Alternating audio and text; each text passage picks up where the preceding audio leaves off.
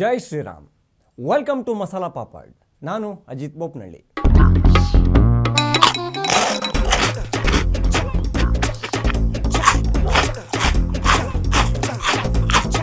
Election guarantee ಪ್ರಾಮಿಸಿನ election. ನಾವು ಬಂದರೆ ಅದು ಪಕ್ಕ, ಬರದೇ ಇದ್ರೆ ಇದು ಪಕ್ಕ ಅಂತ ನಡೀತಾನೆ ಇದೆ. ಈ ಗ್ಯಾಪಲ್ಲಿ ಸಿದ್ದರಾಮಯ್ಯ ಅವರು ಒಂದು ಚಾಲೆಂಜ್ ಹಾಕಿದ್ದಾರೆ. 10 ವರ್ಷ ಪ್ರಧಾನಿಯಾಗಿರುವ ಪ್ರಧಾನಿ ಮೋದಿಯವರು 10 ಜನೋಪಯೋಗಿ ಕೆಲಸವನ್ನು ಮಾಡಿದರೆ ನಾನು ರಾಜಕೀಯ ನಿವೃತ್ತಿ ತಗೋತೀನಿ ಅಂತ ಹೇಳಿದ್ದಾರೆ.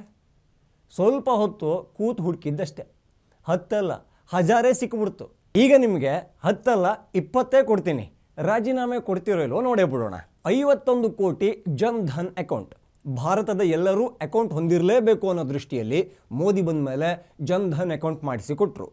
ಸರ್ಕಾರದಿಂದ ಬಡವರಿಗೆ ರಿಲೀಸ್ ಆಗ್ತಾ ಇದ್ದ ದುಡ್ಡುಗಳು ಮಧ್ಯ ಕುಂತಿದ್ದ ನುಂಗಣ್ಣರಿಗೆ ಸಿಗ್ತಾ ಇರಲಿಲ್ಲ.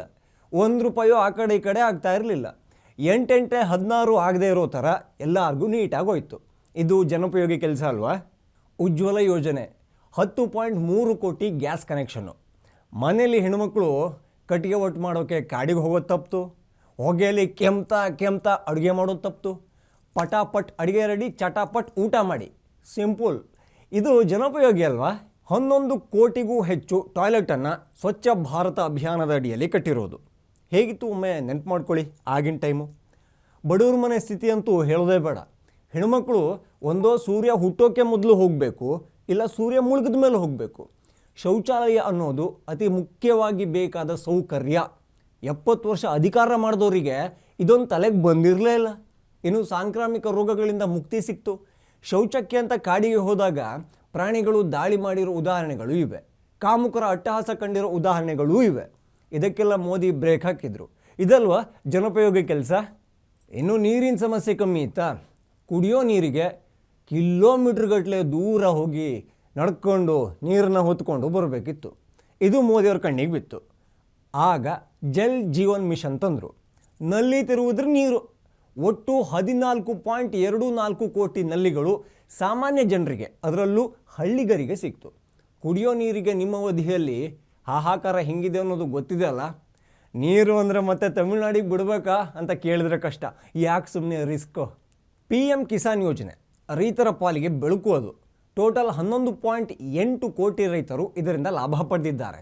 ಇದೇ ವರ್ಷ ಜಸ್ಟ್ ಕರ್ನಾಟಕದ್ದೇ ಹೇಳೋದಾದರೆ 49 ಲಕ್ಷಕ್ಕೂ ಅಧಿಕ ರೈತರು ಬೆನಿಫಿಟ್ ಪಡೆದಿದ್ದಾರೆ. ಇದೆಲ್ಲವೂ ಕೂಡ ಸರ್ಕಾರಿ ವೆಬ್ಸೈಟಲ್ಲಿ ಸಿಗುತ್ತೆ. ನಿಮಗೂ ಸಿಗುತ್ತೆ, ಕಾಕಾ ಪಾಟೀಲಂಗೂ ಸಿಗುತ್ತೆ, ಮಾದೇವಪ್ಪಂಗೂ ಸಿಗುತ್ತೆ.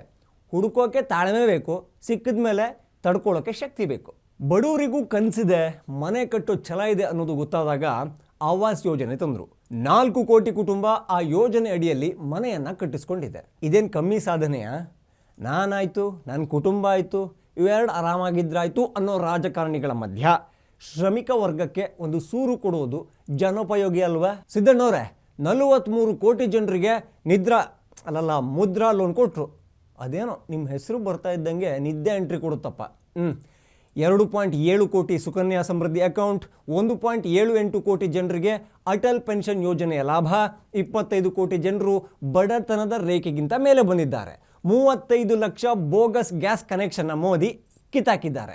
80 ಕೋಟಿ ಜನರು ಉಚಿತ ಆಹಾರ ಧಾನ್ಯ ಪಡೆಯುತ್ತಿದ್ದಾರೆ. ಇಡೀ ದೇಶದಲ್ಲಿ 527 ಪಾಸ್ಪೋರ್ಟ್ ಸೆಂಟರ್ಗಳಾಗಿವೆ. ಭಾರತ ಟಾಪ್ 5 ಎಕಾನಮಿ ಒಳಗೆ ಎಂಟ್ರಿ ಆಗಿದೆ. ಇನ್ನೊಂದು ಟರ್ಮಲ್ಲಿ 3ನೇ ಅತಿ ದೊಡ್ಡ ದೇಶ ಮಾಡ್ತೀನಿ ಅಂತ ಮೋದಿ ಪ್ರಾಮಿಸ್ ಮಾಡಿದ್ದಾರೆ.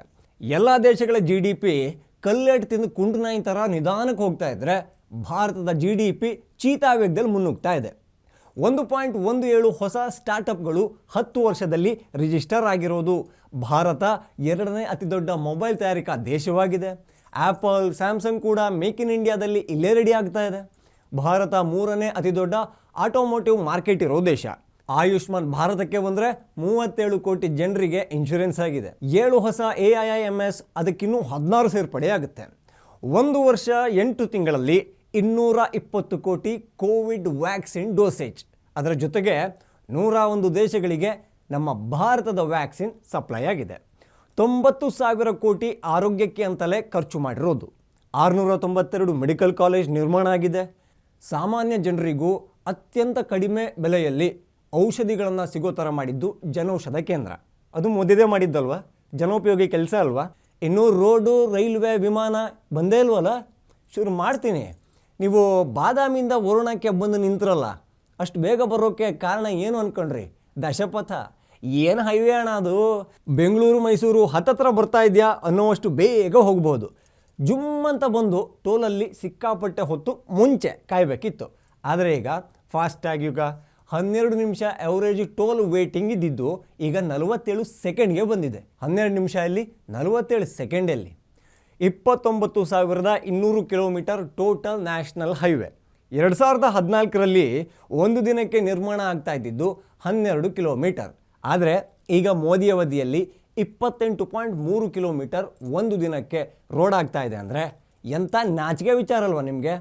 82 ವಂದೇ ಭಾರತ್ ಎಕ್ಸ್ಪ್ರೆಸ್, 15 ಸಿಟಿಗಳಿಗೆ metro, 38,000 kilometre railway electrification, Namo Bharat rail, bullet train project ಅಂತೂ ಶುರುವಾಗಿದೆ. ತುಂಬ ಫಾಸ್ಟಾಗಿ ಕೆಲಸ ಆಗ್ತಾ ಇದೆ.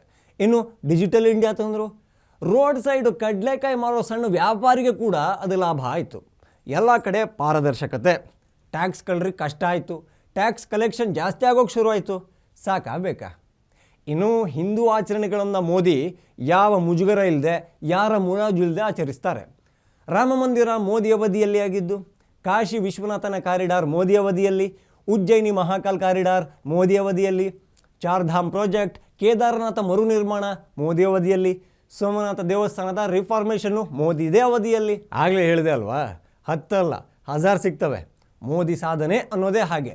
ನೀವು ಕೇಳಿದ್ದು 10 ಜನೋಪಯೋಗಿ ಕೆಲಸ ಅಲ್ವಾ? ಇಷ್ಟೆಲ್ಲ ಹೇಳಿದ್ದೀನಿ. ಈಗ ಹೇಳಿ ಸಿದ್ದಣ್ಣ, ನುಡಿದಂತೆ ನಡೆಯುವ ಸಿದ್ದಣ್ಣ, ಯಾವಾಗ last day of your work? T V ವಿಕ್ರಮದ ಎಲ್ಲ ವಿಡಿಯೋಗಳಿಗಾಗಿ ಸಬ್ಸ್ಕ್ರೈಬ್ ಮಾಡಿ. ನಿಮ್ಮ ಪ್ರೋತ್ಸಾಹ ನಮ್ಮ ಮೇಲೆ ಯಾವಾಗಲೂ ಇರಲಿ. ನಮಸ್ಕಾರ. ಟಿವಿ ವಿಕ್ರಮ, ದೇಶ ನಿಮ್ಮ ಕೈಯಲ್ಲಿ.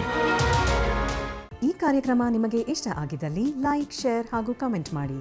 ಟಿವಿ ವಿಕ್ರಮದ ಕಾರ್ಯಕ್ರಮಗಳನ್ನು ನಿರಂತರವಾಗಿ ವೀಕ್ಷಿಸಲು ಸಬ್ಸ್ಕ್ರೈಬ್ ಮಾಡಿ, ಬೆಲ್ ಐಕನ್ ಒತ್ತಿ.